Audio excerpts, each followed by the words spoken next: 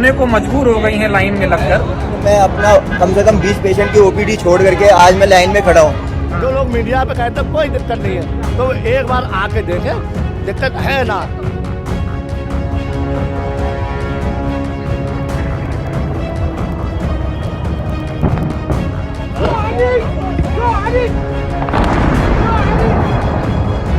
भारत देश से प्रेम करने वाले किसी भी नागरिक को यह दृश्य विचलित करेंगे। वे इस बात को सोचकर हैरान होंगे कि उनके देश की जनता एक अदद सिलेंडर के लिए लाइन में लगी है।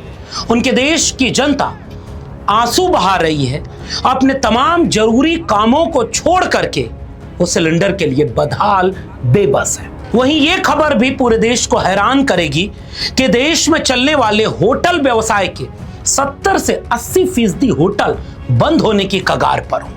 यह किसी भी सच्चे भारतीय को सबसे ज्यादा परेशान करने वाली खबरें हैं। कमर्शियल गैस सिलेंडर की कमी से उत्तर प्रदेश में होटल और रेस्टोरेंट कारोबार बुरी तरह प्रभावित हो गया है। यहां धर्म का मामला काम नहीं करता, नफरत काम नहीं करती, क्योंकि जब इस तरह की आपदा आती है तो वो जात और मजहब को नहीं देखती।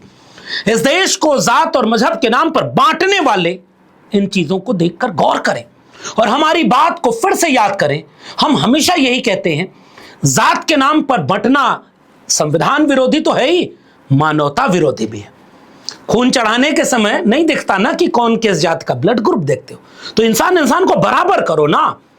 जात के नाम पर, धर्म के नाम पर जो खाई है उसको पाटो, तब ऐसे दृश्यों में मानवता बचेगी, क्योंकि युद्ध मानवता के विरोध में है। हम युद्ध के बारे में भी एक एक करके विश्लेषण करेंगे कि दुनिया में जो युद्ध का उबार चल रहा है वह कहीं से भी कम होने का नाम नहीं ले रहा, और जिसका अप्रत्यक्ष असर भारत पर गंभीर पड़ता जा रहा है। और दुनिया के कुछ सनकी देश इस दुनिया को युद्ध में झोंक करके अपने वर्चस्व को, अपनी हेजेमनी को, अपने नियंत्रण को दुनिया पर थोप रहे हैं और बेगुनाह मारे जा रहे हैं। लेकिन अप्रत्यक्ष असर भारत पे जो पड़ रहा है उस पर हुकूमत कहां है, इसको भी सोचिएगा। तो युद्ध के बारे में पहले थोड़ा सा अपडेट ले लें, फिर हम भारत के अपडेट की बात करेंगे। सबसे पहले शुरुआत में अगर कहें तो ईरान और ट्रंप की तरफ से भी बयान आए हैं।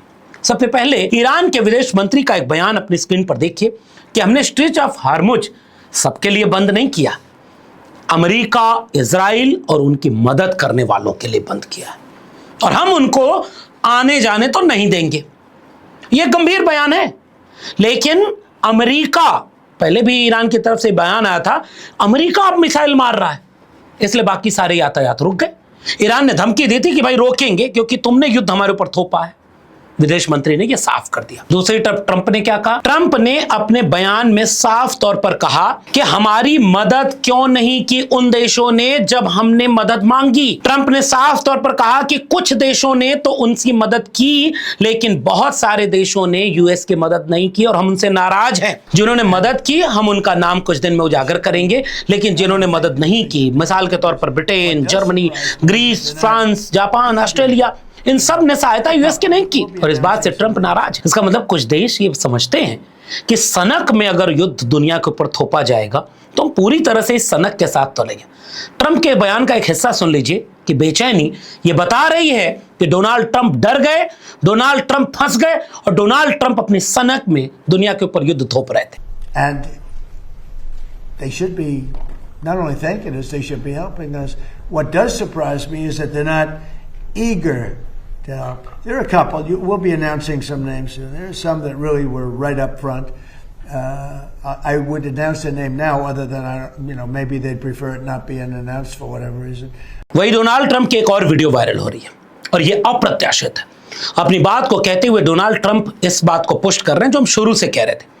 2-3-4 दिन में युद्ध खत्म कर देंगे, खामेनेई को मार देंगे, दुनिया के बाकी देश अमेरिका के साथ खड़े हो जाएंगे, हम ईरान को नेस्तनाबूद कर देंगे, फिर ईरान में सत्ता परिवर्तन कर देंगे, अमेरिकी परस्त सत्ता वहां बना देंगे, और फिर मध्य यूरोपीय देशों और खाड़ी देशों पर हमारा नियंत्रण पूरी तरह हो जाएगा।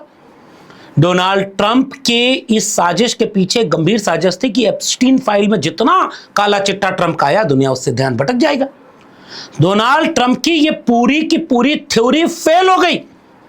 और यह बात कोई और अब तक कह रहा था, अब डोनाल्ड ट्रंप ने खुद यह बयान दिया है।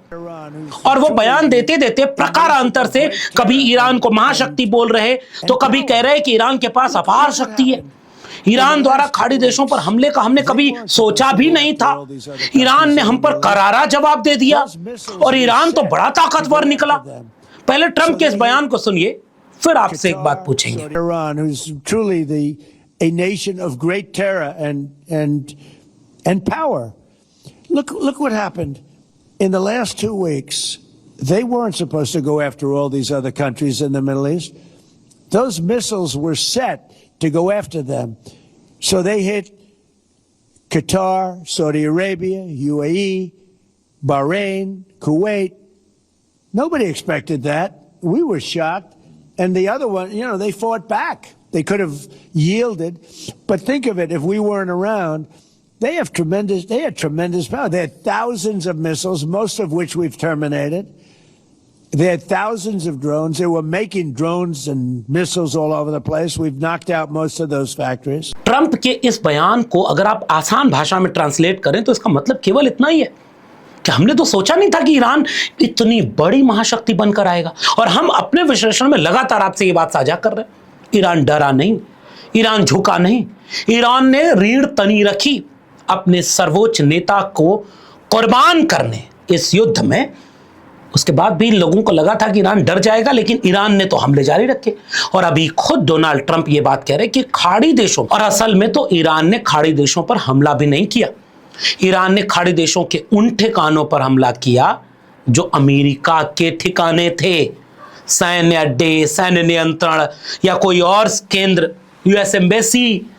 ये ईरान ने जो किया, ट्रंप इसकी बात लेकर के हैरान है और दुनिया इसी बात को लेकर के सबसे ज्यादा चिंतित है। अब जैसे चीन और रूस का अगर एटीट्यूड आप देखेंगे तो चीन और रूस लगातार ये बात कह रहे थे कि अमेरिका इस दुनिया पर युद्ध थोप रहा है, और उसके सहयोगी यूरोप के देशों ने भी उसकी वो मदद नहीं की अमेरिका की जो करनी चाहिए थी। और ईरान जरूरत से ज्यादा खुददार निकला, अमेरिकी कैलकुलेशन से ज्यादा खुददार निकला।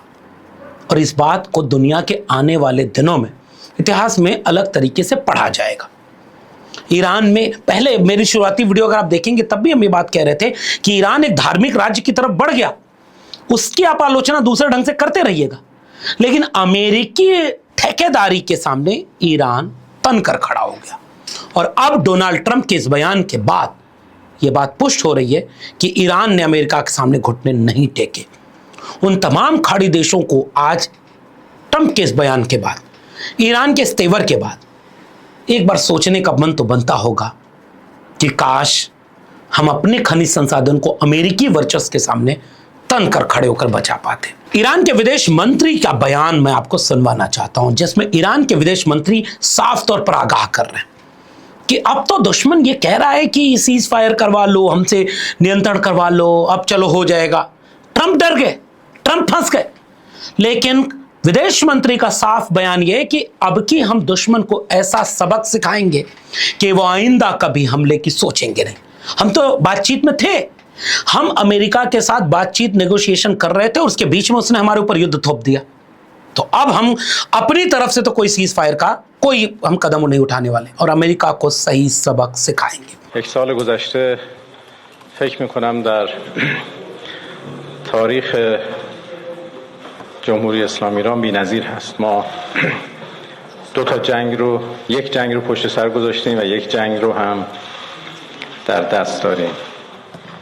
वहीं अगर युद्ध के कुछ छोटे मोटे अपडेट देख लें तो सबसे पहले आप देखेंगे अपनी स्क्रीन पर दुबई एयरपोर्ट के पास की ये वीडियो बताई जा रही है जिसमें धुएं का गुबार उठ रहा है दुबई एयरपोर्ट के पास, और कहा जा रहा है कि किसी तेल के ठिकाने पर यह हमला किया गया। तो जाहिर सी बात है दुबई पर हमला करके ईरान अमेरिका के ऊपर एक दबाव बना रहा है कि जितने खाड़ी देश अमेरिका के साथ खड़े होंगे हम उनको इस तरह से सबक सिखाएंगे।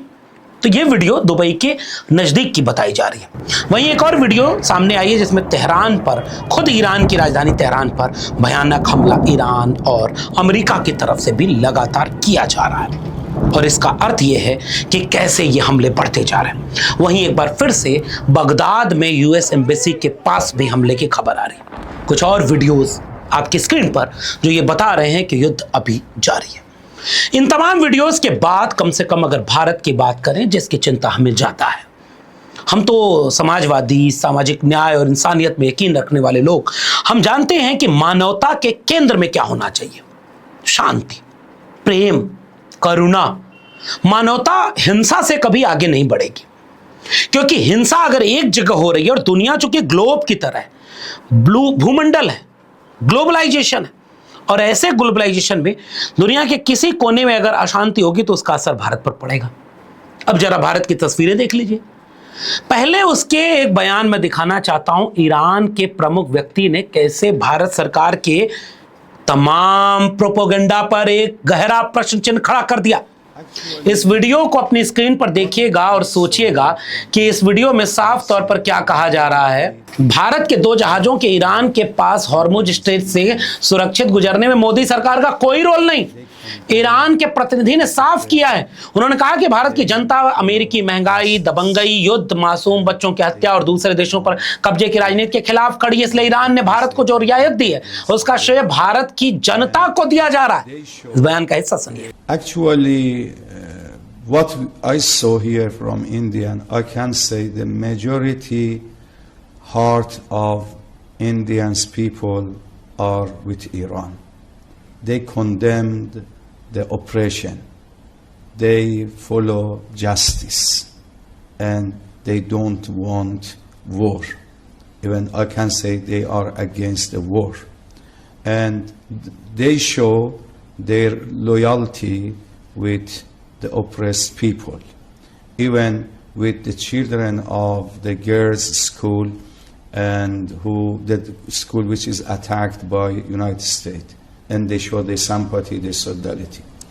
We informed our people in Iran the sympathy and solidarity of our brothers and sisters in India, and we said that now also they are suffering from shortage of gas, shortage of petrol, and they have to provide them and help them and support them. And as well as our embassy also tried several times to help this issue and to solve the problem for our dear brothers and sisters in India. खैर ये politics है, ये चलती रहेगी, लेकिन एक बार अपने आंकड़ों पर गौर कर लें कि आंकड़े क्या कहते हैं कि इस देश के नागरिकों को किसकी चिंता होनी चाहिए। अपनी स्क्रीन पर एक छोटा सा डेटा देखिए। इसमें साफ तौर पर यह दिखाया जा रहा है कि तेल भंडार की तुलना में जापान के पास 230 दिन चलने लायक तेल है, दक्षिण कोरिया के पास 115 दिन, चीन के पास 90 दिन से ज्यादा, अमेरिका के पास 85 दिन और भारत के पास सिर्फ 9 दिन। ये आंकड़े बताते हैं कि गैस भंडार की तुलना अगर करें तो रूस के पास सबसे ज्यादा गैस भंडार, ईरान दूसरे, कतर तीसरे, अमेरिका चौथे, तुर्कमेनिस्तान भी भारत से बहुत आगे। भारत के पास करीब 1.5 दिन का गैस भंडार है। इसलिए जब कभी युद्ध शांत हो जाए तो सोचिएगा कि आप इंसानों को किस चीज की जरूरत होती है, और हुकूमत के ऊपर यह दबाव डालिए, आप इस देश के नागरिक हैं, कि भाई इनकी चिंता करो। तुम कभी हिंदू राष्ट्र बनाने, कभी जात के नाम पर बांटने, आरक्षण को खत्म करो, संविधान को बदलो, कहां तुम देश को उलझाए रहते हो। और एक दिन ऐसा ये जरूरत पड़ जाए तो ये तो सारा खत्म हो जाता है। जितने बदहाल परेशान हिंदू हैं उतना मुसलमान है, जितना सवर्ण है उतना शूद्र पिछड़े दलित हैं। कहां है ये आफत विपद जब आती। जरा अपनी स्क्रीन पर ये वीडियो देखो और सोचना कि इसके पीछे जो बोल रहा है वो तो एक इंसान है। उसे तुम जब शांति का समय होता है तो रोज हिंदू मुसलमान के नाम पर लड़ाते हो, मुट्ठी भर जातियों को पूरे देश को गिरवी रखते हो, बाकी लोगों कहते हो गुलाम बने रहो, शुद्ध बने रहो। किससे तुम नफरत करके नुकसान पहुंचा रहे हो। पहली वीडियो में आपकी स्क्रीन पर ये दिखाना चाहता हूं। इसमें ये एक व्यक्ति कह रहा है कि मरीजों का इलाज छोड़ एलपीजी सिलेंडर की लाइन में लगे डॉक्टर। 20 मरीजों की ओपीडी छोड़कर डॉक्टर गैस के लिए भटक रहे हैं। 5 दिन से दौड़, उन्हें अस्पताल में इलाज करना था और वो देखिए क्या कर रहे हैं। सुनिए डॉक्टर साहब। सर मैं डॉक्टर अमित मिश्रा हूँ, एमडी मेडिसिन हूँ अपोलो हॉस्पिटल में। अच्छा। मैं आया हूँ यहाँ पे गैस लेने के लिए, क्योंकि घर में गैस खत्म हो चुकी है। कब से? सर 5 दिन हो गए। तो मैं अपना कम से कम 20 पेशेंट की ओपीडी छोड़ करके आज मैं लाइन में खड़ा हूँ। हाँ। क्योंकि ये सरकार की ना मिस गाइडेंस है थोड़ी सी, उनको थोड़ा सा सही से हमारे को एक्यूरेट डिसीजन बताना चाहिए। हाँ। क्योंकि अब तो कोयला भी नहीं है, हाँ। लकड़ी भी नहीं है, तो खाली अनाज हम कहाँ जलाएंगे, कहाँ पकाएंगे, कच्चा अनाज खाएंगे हम।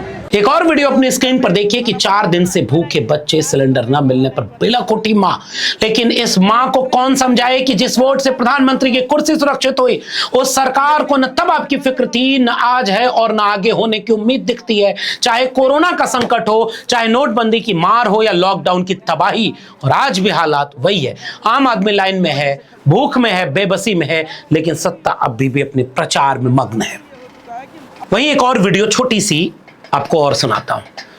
आप भूल गए होंगे, इस हुकूमत ने प्रचार किया था, कभी होली दिवाली 1-1 सिलेंडर फ्री देने की, कभी हर घर चूल्हा पहुंचाने की, कभी आपको रसोई गैस, उज्ज्वला, सब कुछ प्रचार में करोड़ों रुपए खर्च हुए। उसके बाद तो वो आंकड़े भूल जाइए कि रिफिल कितने हुए। लेकिन जरा इन रोते बिलखते लोगों से पूछिए कि हकीकत में नारों का क्या हुआ जो आज यहां पर भारतीयों को बेबस खड़े किए। छोटी सी क्लिप देखिए। सबके गरीब के घर में गैस चूल्हा पर आज ये दिन दिखा रहा है मोदी जी। धक्के मार मार के भगा रहे हैं। कौन भगा रहा है? 6 दिन हो गए ये लोग ही भगा रहे हैं। कौन भगा रहा है? 45 दिन में सिलेंडर मिल रहा है, भूखी मरेगी क्या पब्लिक? रोगा जी, मेरे सामने नहीं करेंगे आप महिला से बदतमीजी, बदसलूकी नहीं करेंगे आप। क्यों मारा थप्पड़ आपने? मैं लाइन में मैं बात कहूँगा सर थप्पड़ मारा इन्होंने, थप्पड़ मारा मुझे थप्पड़ मारा था सर इन्होंने। जो लोग मीडिया पे कहते हैं कोई दिक्कत नहीं है, तो एक बार आके देखे, दिक्कत है ना। आप अपनी स्क्रीन पर एक पोस्टर देखिए जो मुझे कहीं मिला और मैं ये चिंता भारत सरकार तक पहुंचाना चाहता हूं, आप तक पहुंचाना चाहता हूं। ये है हमारे असली सवाल, और अगर ऐसा है जो अपनी स्क्रीन पर आप देखेंगे तो ये ज्यादा खतरनाक है। महंगाई का डबल डोज। मार्च में खाने के तेल के दाम करीब 11 रुपए से 20 रुपए तक बढ़ गए। सनफ्लावर ऑयल में सबसे ज्यादा 20 रुपए प्रति किलो की बढ़ोतरी हुई। पाम ऑयल में 11 रुपए प्रति किलो की बढ़ोतरी हुई। पहले से गैस संकट जूझ रही जनता के लिए यह महंगाई एक और शानदार उपहार है। धन्यवाद कहां, किसको बोले, कहां बैनर पोस्टर लगवाएं और कहां रील बनाकर कहें थैंक यू फलाने जी, जनता पूछ रही है। इन तमाम बातों को देखने और सोचने के बाद आप भी याद रखिएगा कि जब शांति का समय आए, और हम ये कामना करते हैं कि जल्दी आए, दुनिया में तानाशाही और सनक हारे, इंसानियत जीते, लेकिन जब शांति का पल आए तो आप भूल मत जाना जैसे आप नोटबंदी को भूल गए, कोविड को भूल गए और उसके बाद सिलेंडर को भूल जाएंगे। याद रखिएगा कि आपके हक में कौन कब कहां खड़ा था, और यकीन मानिए आपके बच्चों का भविष्य जिन मुद्दों पर है, आपका भविष्य जिन मुद्दों पर है, हुकूमत उनके नाम पर चुना करिए। झूठ, लूट और फूट की हुकूमत को पहचानिए। मजहब और जात के नाम पर बांट कर मुट्ठी भर लोगों को सब कुछ देने की हुकूमत और साजिश को समय रहते पहचान लीजिए, वरना फिर देर हो जाएगी। फिर आप ये मत कहिएगा कि किसी ने कुछ समझाया नहीं। फिलहाल इस वीडियो में इतना ही। अगर वीडियो पसंद आई हो और आपको जरूरी लगे तो लोगों तक शेयर करना मत भूलिएगा। हम ऐसी जरूरी बातें आपसे साझा करते रहेंगे जो हमारी नागरिक होने की जिम्मेदारी है। चैनल को सब्सक्राइब नहीं किया है तो जाते थे चैनल को सब्सक्राइब कर लीजिएगा। बेल आइकॉन यानी घंटी की बटन दबाएंगे तो अगली वीडियो की सूचना मिलेगी। ज्वाइन करेंगे तो हमें ताकत और हिम्मत मिलेगी। अगर आप इस वीडियो को ट्विटर यानी एक्स या फेसबुक पर देख रहे हैं तो डॉक्टर लक्ष्मण यादव को फॉलो करना मत भूलिएगा। फिर मिलेंगे, तब तक के लिए बहुत बहुत धन्यवाद।